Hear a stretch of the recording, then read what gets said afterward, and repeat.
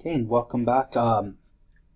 In Figure 3, the authors describe some specific mutations that drive Wnt signaling.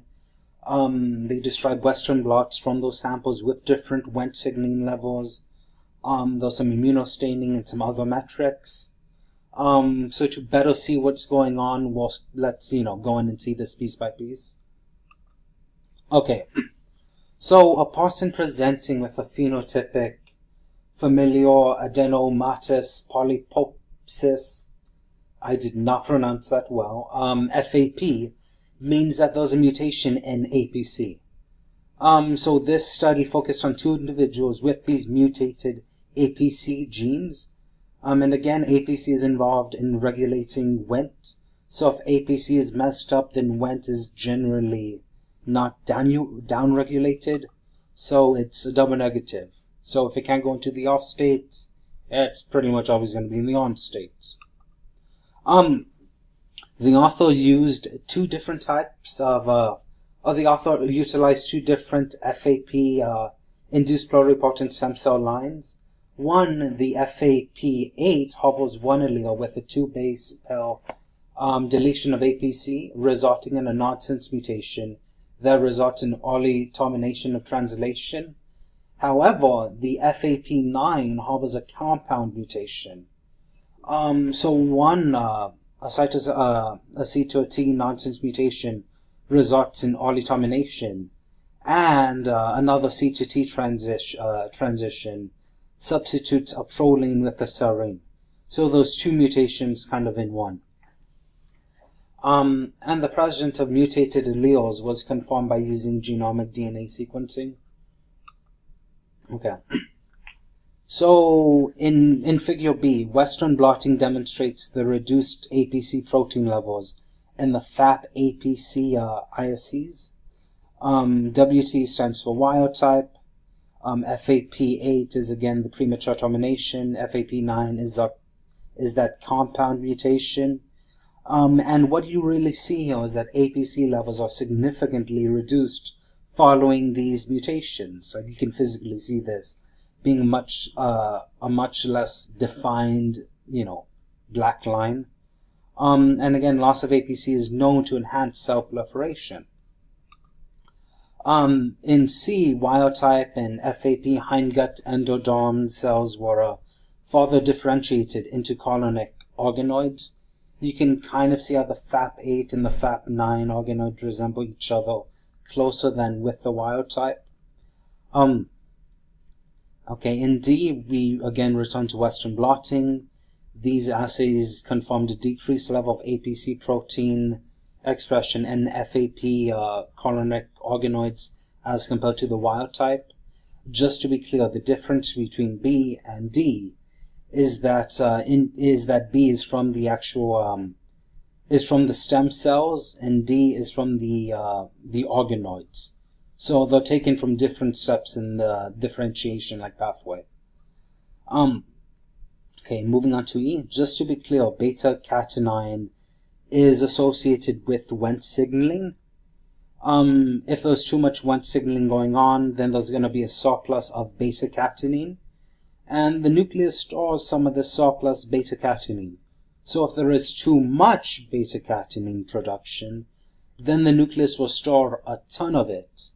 So we see that in the immunohistochemical stain sections of the wild type colonic organoids, beta-catenin was clearly associated with the plasma membranes, as opposed to the nuclei. By contrast, there was significantly enhanced staining for beta-catenin in the nucleus of the FAP organoid cells, consistent with activation of the Wnt pathway. So we have further evidence of Wnt signaling going on in these FAP pathways. This is further quantified with this graph over here. Both the FAP organoids took on extra beta-catenin stain within the nucleus, and you can physically see these significance levels, they're higher than in the wild type. So if visual wasn't enough, you could physically see it on a graph. Okay, so now remember that FAP8 and FAP9 are not perfectly identical. The mutations are different on each strain. So the authors then applied RNA sequencing and gene ontology pathway analysis, which highlighted that the Wnt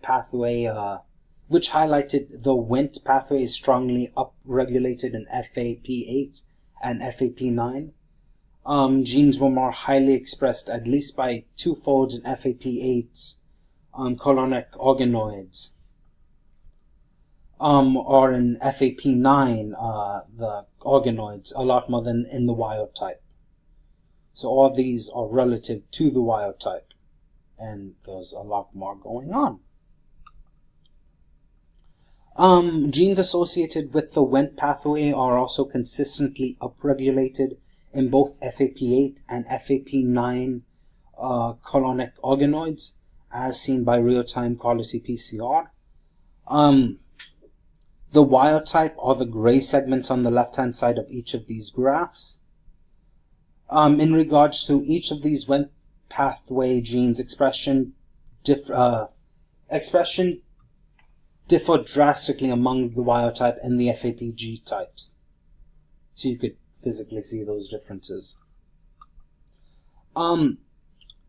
Finally, wild type and FAP colonic organoids were stained using antibodies to detect the expression of CDX2 and CCND1, or of CDX2 and Ki67, KL. And they used something called Z-stack maximal projections, which were captured by confocal microscopy and quantified to monitor these proliferation of the epithelial cells. Consistent with the Wnt signaling pathway, FAP8 and FAP9's colonic organoids were composed of significantly higher percentages of these markers, as in you can physically both see them compared to the wild type. And under the graph, as we have seen in these previous figures, they are significantly kind of upregulated than in the wild types. Okay, so an overview of figure 4 before breaking it up into individual frames. A translational goal of disease modeling is to identify drugs that can reverse the pathogenic phenotype. So the authors tested several different compounds previously reported to ameliorate tumor-like phenotypes in colorectal cancer. These include rapamycin, tankerase inhibitor, XAV939, and a combination of ornithine decarboxylase inhibitor, difluoromethylorethine, DFMO, and the selective COX-2 inhibitor, Sulindac. Both XAV939 and rapamycin significantly decreased the CDX2 cell proliferation. We've seen some of this in previous models. For example, the tankerase inhibitor XAV939. We saw this back in module 10. Anyways, these effective compounds were tested out between wild type and the FAP type colonic organoids between A and D. But anyways, the overall focus of this figure is in trying to rescue APC mutation-induced hyperproliferation in human colonic organoids. And simply put, this figure describes a method for trying to ameliorate the kind of out-of-control proliferation. So let's zoom in and get a better view of the result. Okay, so wild type and FAP types were dosed with DMSO, Rapa, XAC939. They were both dosed, wild type, FAPs, different cells, types, different cell stainings. So consistent with the initial assay, the percentages of Ki67 or the CCND1 cells, the populations were decreased when the cells were treated with either Rapa, or that was weird, or XAV939. XAV. Okay, so let me describe this graph. This is a real-time qPCR analysis of the Wnt pathway target genes, comparing the wild type and the FAP colonic organoids treated with the DMSO, the RAPA, and the XAV939. To save space, all 9 labels posted along the bottom here are kind of shared amongst all 5 of these graphs.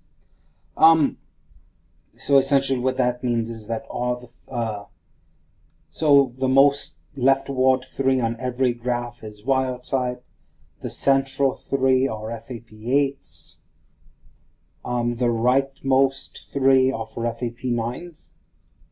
And the importance of all these graphs is essentially that these compounds aren't selective and they downregulate transcription levels for all Wnt target genes. So this isn't a targeted enough approach to kind of not have side effects. So it limits its therapeutic applicability. Okay, so patient-derived FAP iPSCs carry a nonsense mutation that results in the early stop codon.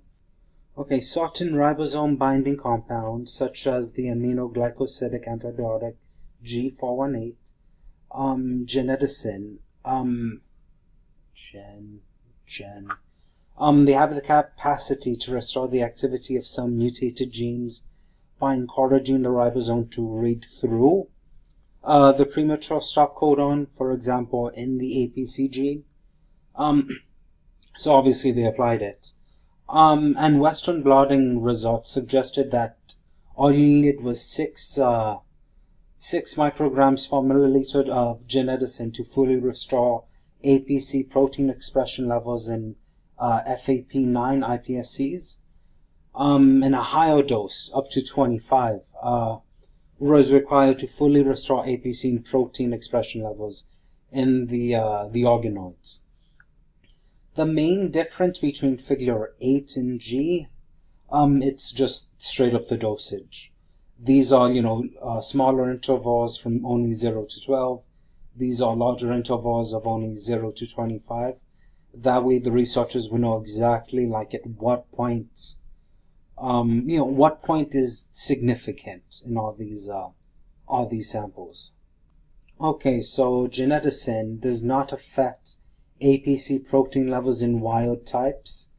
By the way, wild types again. Induced pluripotent stem cells or in the colonic organoids. You can see this visually on the immunostain images H and J, and also on the graphs of I and K. Regardless of the dosage, different dosages, nothing really changes much. Well, you really see the changes in any of this is when it's kind of compounded with FAP9, and only on kind of the higher dosages. Do you really see an expressed marked differences with the gen doses? Okay, and in frame 4I, that same compound, genedicin and FAP9 relationship is tested against different Wnt target gene expressions, Wnt target genes. Similar results as before are seen to our gen only kind of has an influences in high dosages in the presence of FAP. So this graph, even with all these target genes, are pretty similar to kind of these.